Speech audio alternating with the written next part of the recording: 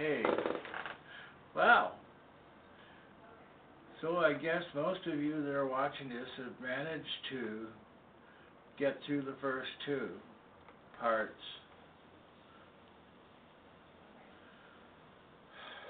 Let me continue on. I trust that I'll be able to get finished in this particular one on all of the first book. To summarize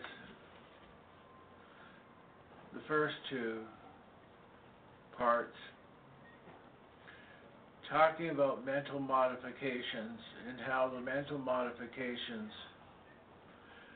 can lead you to a state of self-realization. Samadhi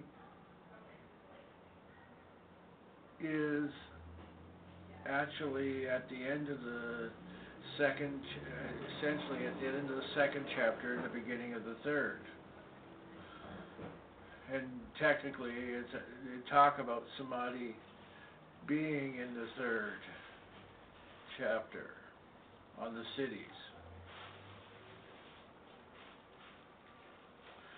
Okay, so, and that the Samadhi is really just a mental modification. I know it's hard to think about that, but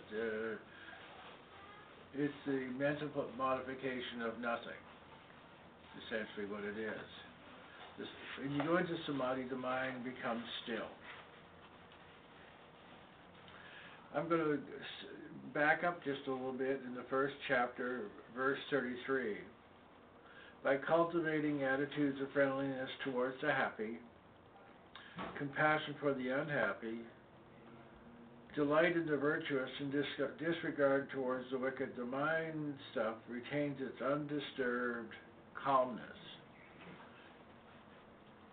So, you can think of the mind as like the ocean. How often, or a lake, how often do you see the water still or calm? Not very often.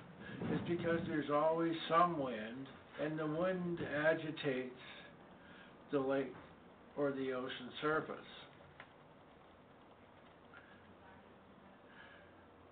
So your mind is always disturbed by your desires. That's the wind that causes it to move.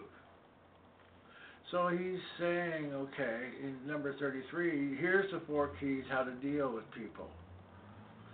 There are many things you can and cannot do.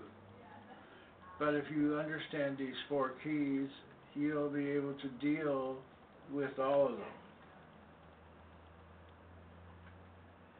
Number 32, just to back up, the practice of concentration on a single subject or the use of one technique is the best way to prevent the obstacles and their accompaniments. Okay, so you have to go back and read that whole thing. But so when you have obstacles, mental obstacles, they bring physical and mental structures that don't make you calm. Okay, so and some of these things that happen to you are people coming up to you. Either they're happy, they're unhappy, they're doing the right thing, but they're getting rewarded for it, and disregard towards the wicked. Okay, those are the 4 keys. So, but you got to remember that disregard for the wicked has a limit.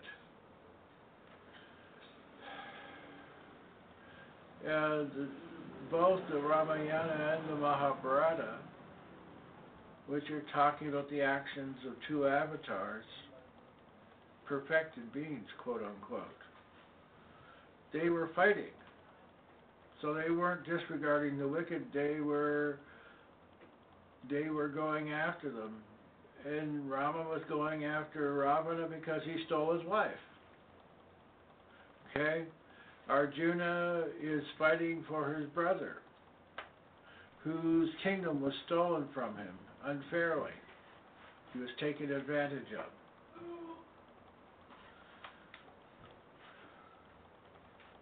So sometimes you can't disregard the wicked, but this is for most situations, this is the stance you take, and usually this gives you the result that your mind is peaceful.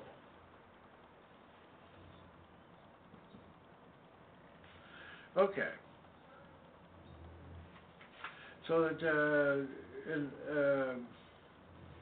okay, here's what Swami Satchidananda says, okay. And lastly, the wicked. We come across wicked people sometimes. We can't deny that. Okay, so I just told you. So what should be our attitude? Indifference.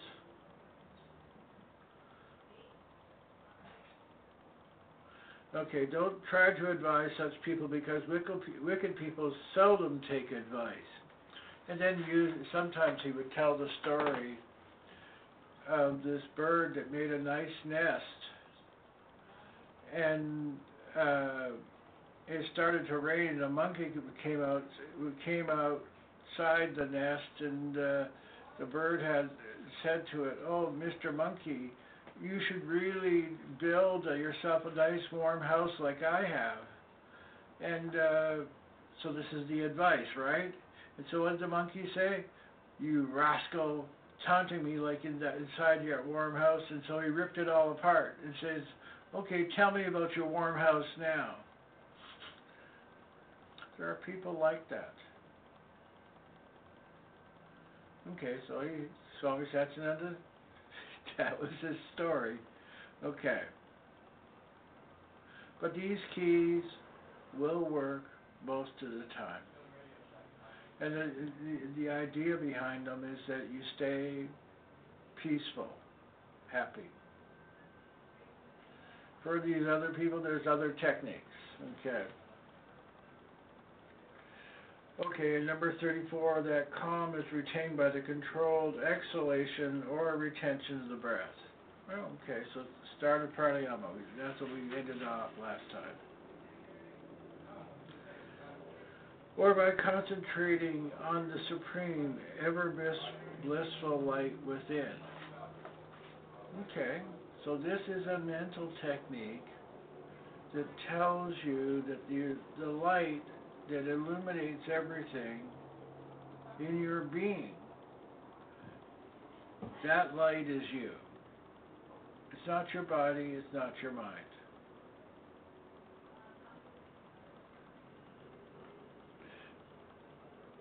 Or, okay, let me just check and make sure. 35. We missed 35.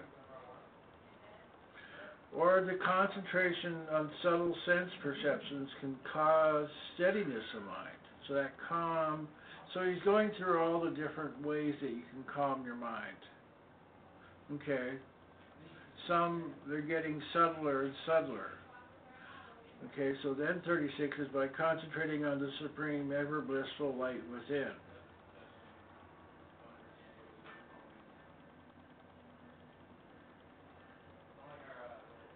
Okay, so he says here, in the beginning one has to imagine this light, which later becomes a reality. Okay, this is what self-realization is all about. I know I have that light within me. Okay? Number 37, or by concentrating on a great soul's mind, which is totally free from attachment to sense objects. Okay, you can think of somebody that has the qualities you want, and whether that person has them or not, it doesn't really matter. All that matters is your own internal perspective. And so it goes on to talk about another way to calm the mind, or by concentrating on an experience had during or deep sleep. Well, I'll take a little different approach than Satchidananda does, and say that you have a dream in deep sleep that seems very vivid to you. Really, what that is just another reality. So one of the things that you come to learn if you do Tantra for any length of time is that your dream world or worlds are just another reality. So one of the things when they talk about the powers for the cities is that if you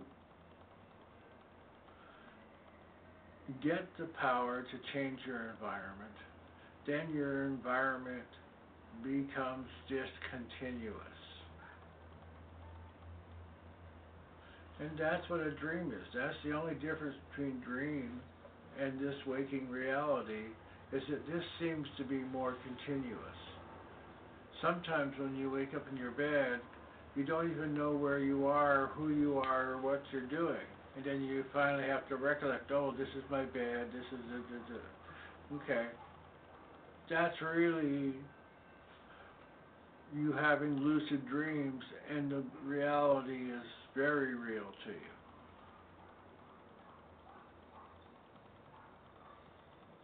Okay, so as he glides over this, and he doesn't talk about this. Okay, so sometimes when we sleep, we have dreams of divine beings or feel we are elevated to a higher plane. If you have such dreams, remember them and let your mind dwell on them. It will also bring the same serenity and one-pointedness. So what the point is he's making in this particular area is that you want to maintain and keep that calm, peaceful state of your mind.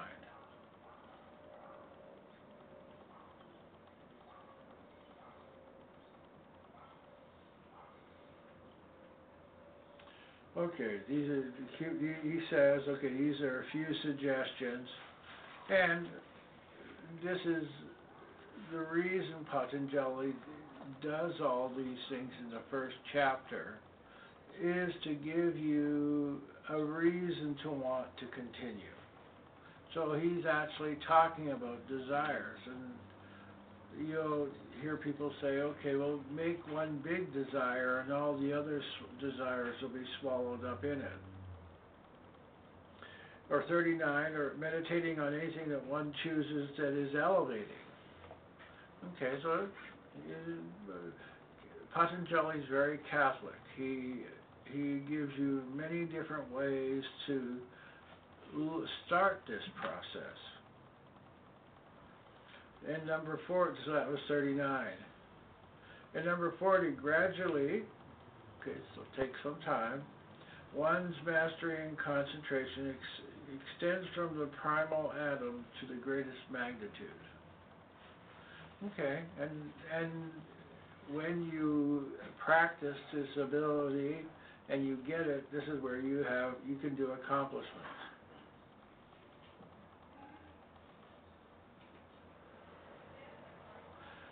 Okay.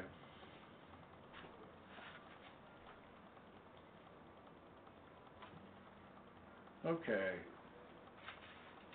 Number 41.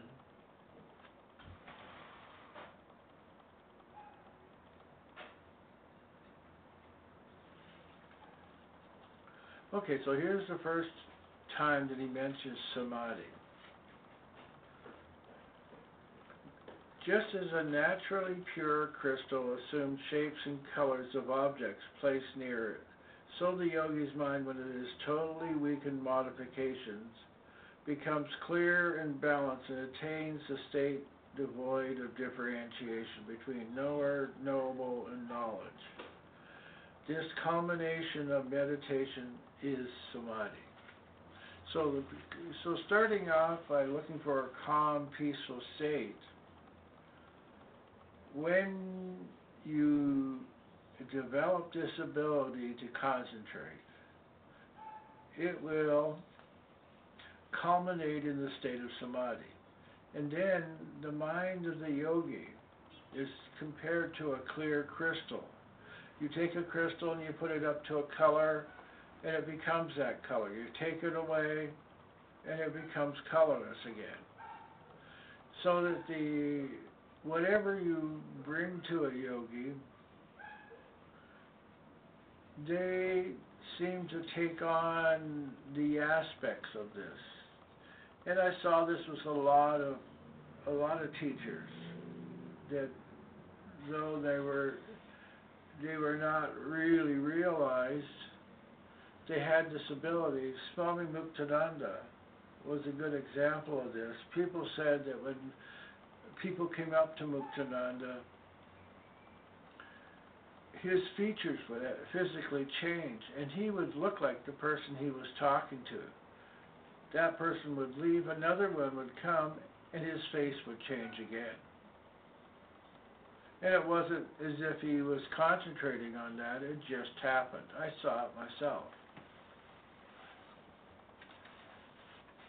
Okay, so this is 41. It's talking about the peaceful mind eventually leads to the state of Samadhi.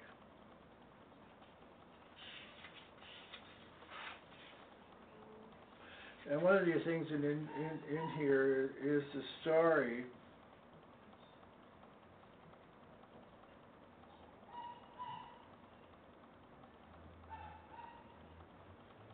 okay.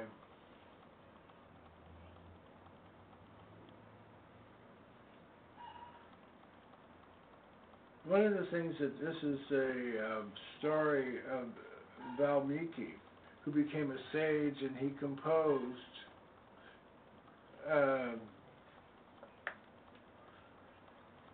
the Ramayana, I think it was, or the Mahabharata.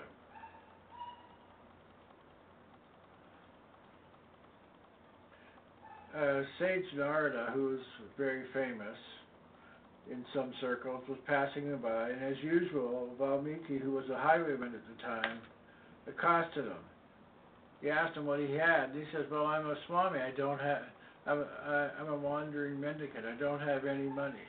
Now, here's something interesting. When you read about Narada, he always seems to be able to get around. Okay, he doesn't have any money. Okay, because this is in the story here. So how does he accomplish all these things? And, you know, there's always these other thoughts, too. When you read stories in the Vedas, they're always talking about people that are kings or queens or whatever. They don't seem to be ordinary people except the butcher.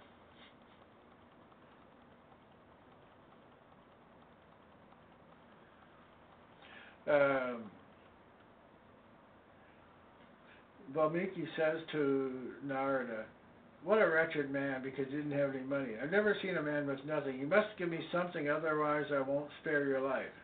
Then Narada says, "All right, I will try to get something for you.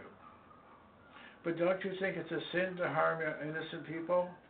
Oh, you Swamis all talk a lot about sin. You have no other business, but I have to maintain my wife, my children, my house. If I just sit and think of virtue, our tummies are not going to be satisfied. I have to get money somehow by hook or crook." So Narada says, okay, so Narada now presents Valmiki with a proposition. And he says, you know, okay, so the backstory of all this is that Valmiki knows about sages and the powers that they have. See, and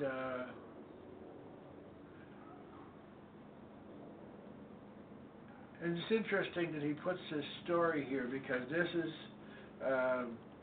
he's talking about the pure crystal. So now he's talking about somebody who has got an impure mind, Valmiki, with a guy that has a pure mind.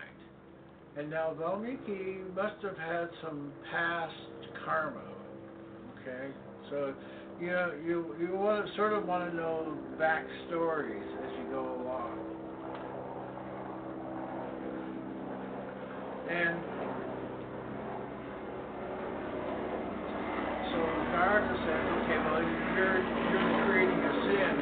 nobody's going to take the results of the sin except you. And he says, well, my wife and my children will. And the sage says, no, they aren't going to accept that. Go ask them. And he says to the sage, all right, I'll go ask them. You stay here, right? And Narada said, yeah, I'll stay here. So Valmiki went home, asked his wife and kids if they would help take some of the karma for killing people. And they said, no, we're just doing what we're supposed to do. Okay, so I'm going to go to heaven. You can go wherever you want. And so Valmiki got mad at them, cursed them. He realized now that Narada was telling him the truth. Okay, and so sometimes what happens in people, they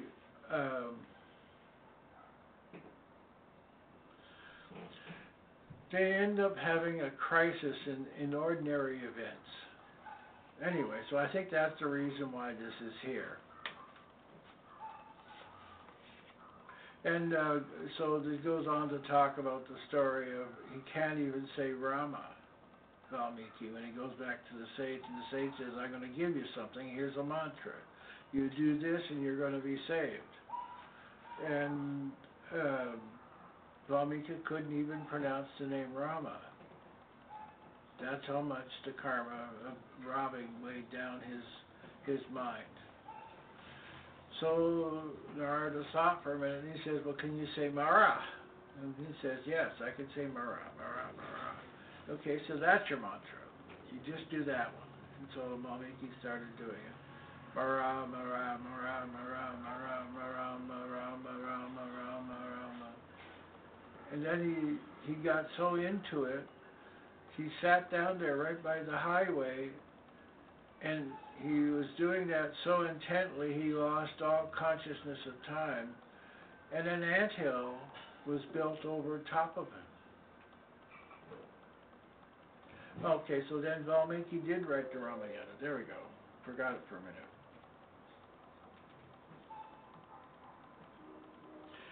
Okay, what is to be learned from this story? So this is Satchidananda commenting on the mind becoming crystal. He just concentrated on that mantra and forgot everything else. All the sins slowly dried up for want of nourishment and died away.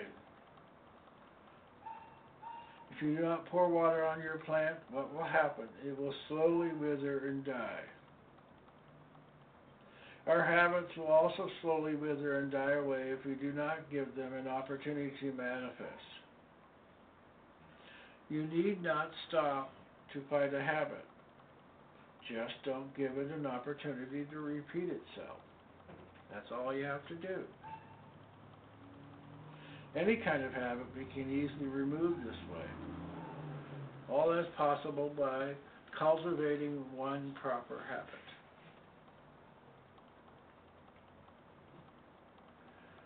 Now he goes on, so he's talking about Samadhi. He goes on and talks about 42.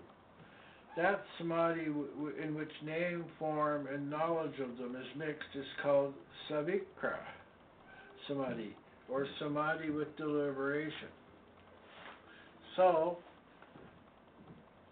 this can be compared to a lake or an ocean that still has waves because the wind has died down. And you know they're getting smaller and smaller, the waves, but they're not completely still.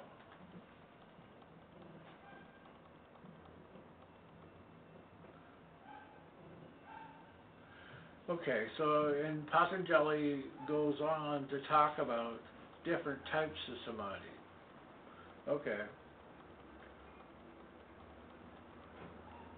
We remember the four kinds of sampratna jatna samadhi: savikra, savichara, sanananda, sa-asmita. So he talks about it in Sutra 17.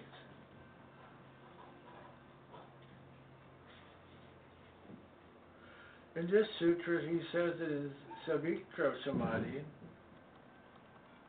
You can actually understand the sound, the meaning, and the resulting knowledge of an object. Normally these are all confused together. Normally every time we hear a sound, we simultaneously do all these three things. Hear the word, try to understand the object denoted by the sound, and gain the knowledge of that object.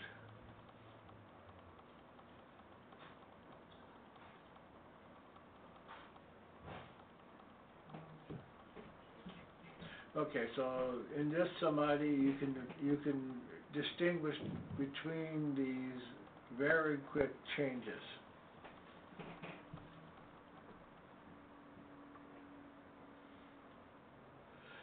(43) When the memory is well purified, the knowledge of the object of concentration shines alone, devoid of distinction of name and quality. This is nirvikara samadhi, or samadhi without deliberation. Okay.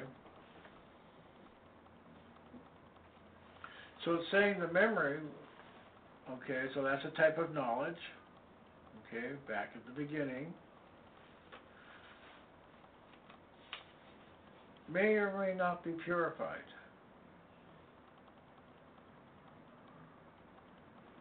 So then this process of samadhi somehow is connected with purifying the memory. And in Tantra we call that reframing, where you change the past by remembering it differently.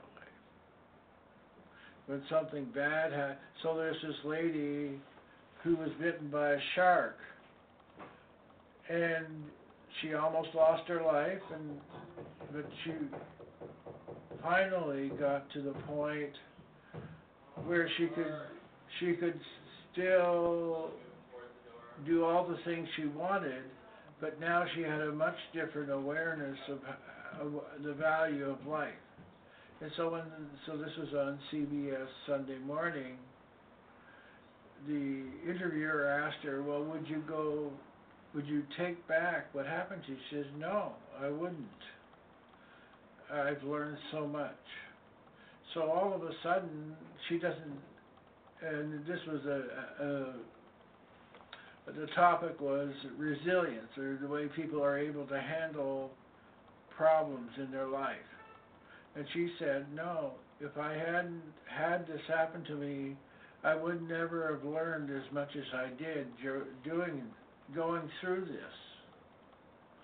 Okay, so she had reframed it and she had learned from it.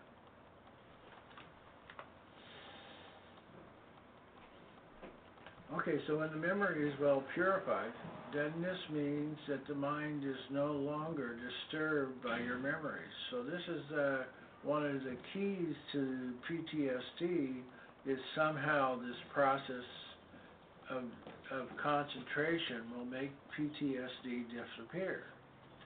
I have a video on that.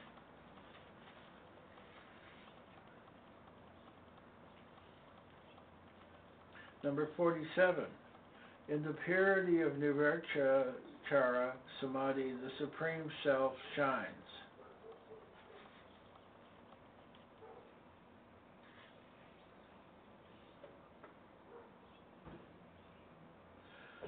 Number 48. This is Rit Ambara Prajna, or the absolute true consciousness. And all he says is that after attaining the pure non-reflective samadhi, the yogi gets wisdom filled with truth. This is the meaning of Ritrambara. What is this actually? Patanjali continues by saying. Okay, 49. This special truth is totally different from knowledge gained by hearing, study of scripture, or inference. Okay, so here's what he says about it. When you achieve that Ritambara Praja, you understand everything without study. When you transcend the mind through proper concentration, you feel the cosmic force or God.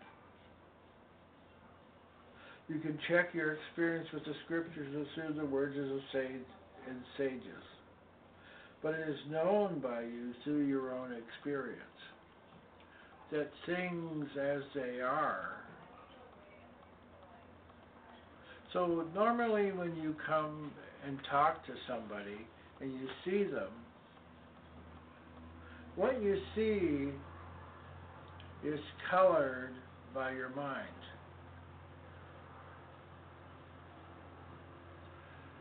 Okay, so you'll see a guy driving a fancy car with a big diamond ring on his finger, and somebody will say, oh, look at that mafiosa guy.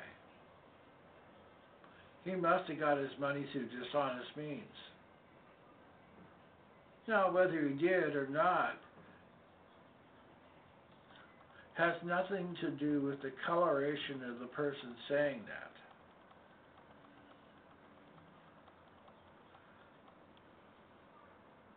So, if you make your mind colorless, the only thing that will be in your mind when that person comes to you, well, here's a guy with a fancy car and a diamond on his finger. And whatever else he thinks about himself, you will feel from him. Okay, so it's the ability to see something from people without even them knowing what they're saying to you.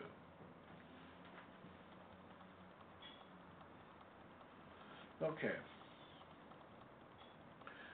And so that this is a type of experience of, so see God everywhere means that you have this state of mind. So you know things just by being around people and things.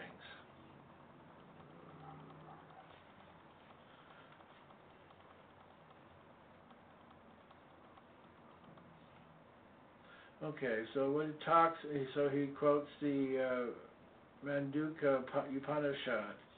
Not inside knowledge, not outside knowledge, not knowledge itself, not ignorance. Those are all functions of the mind. But this Samadhi is awareness that supersedes the mind. So here he says, okay, so in that Ritambara Prajna, you transcend the mind and gain a knowledge that is realization. For that, the mind must be completely silent.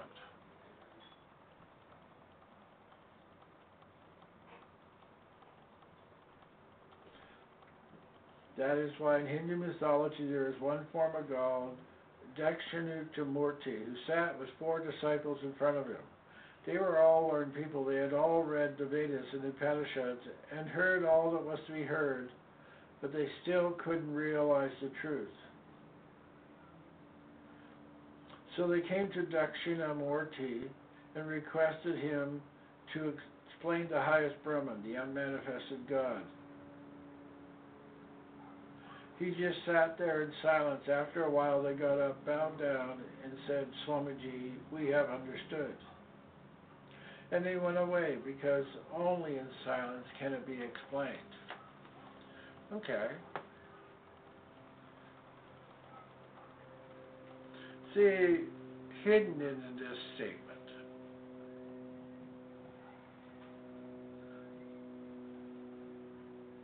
is that Dakshinamurti knew who these people were and knew that the answer that would satisfy them was his inner being. So he didn't have to say anything. They stood in front of him. They understood that he didn't need to say anything. In fact, if he did say something, that would disturb that inner presence that they felt. So his mind became silent in response to their question. and then they understood. Yeah, maybe you shouldn't have said all this. That Parabrahma Tattva, or unmanifested supreme principle, can only be explained by silence, not by words. In not only the physical silence, but in the real mental silence, the wisdom dawns. So I know there's a lot of people who are just going to go right over that. But when you begin to understand that that type of samadhi is with you, then 50 happens. The impression produced by this samadhi wipes out all other impressions. So whatever you thought samadhi was, the true test of it is that you're no longer influenced by your past.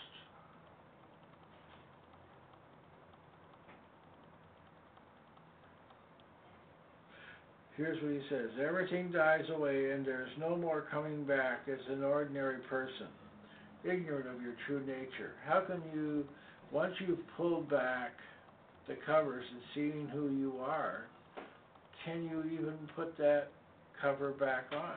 No.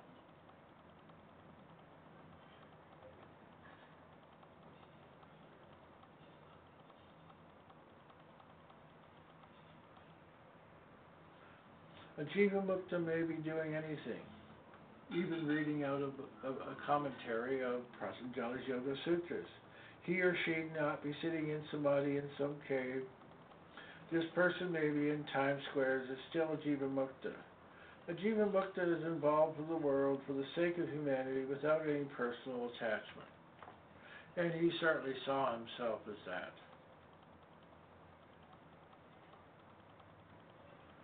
In number 51.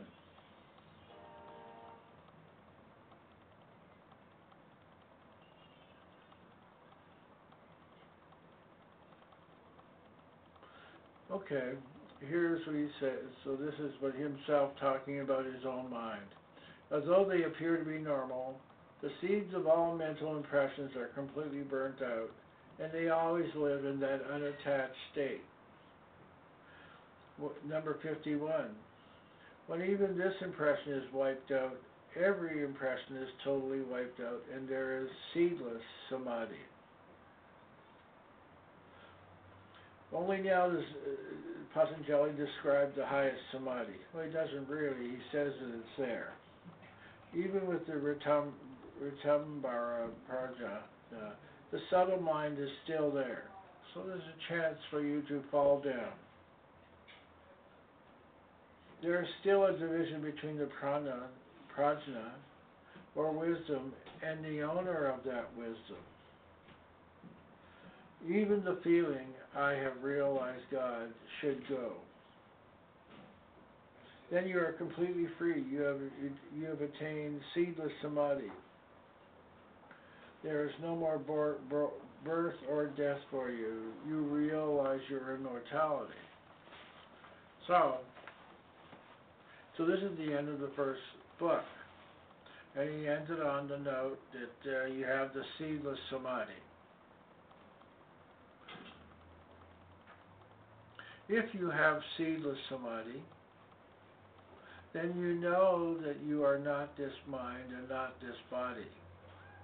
So if the mind and body go, do you go? No. So where are you? Doesn't even matter.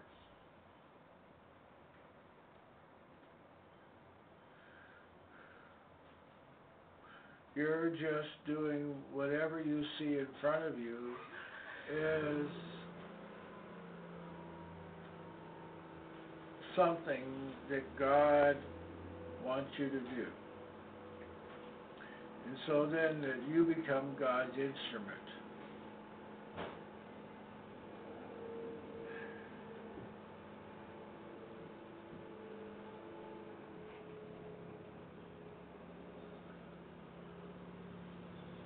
So my wish for you is for you to become the perfect instrument of God. And then you'll be completely happy. Thank you.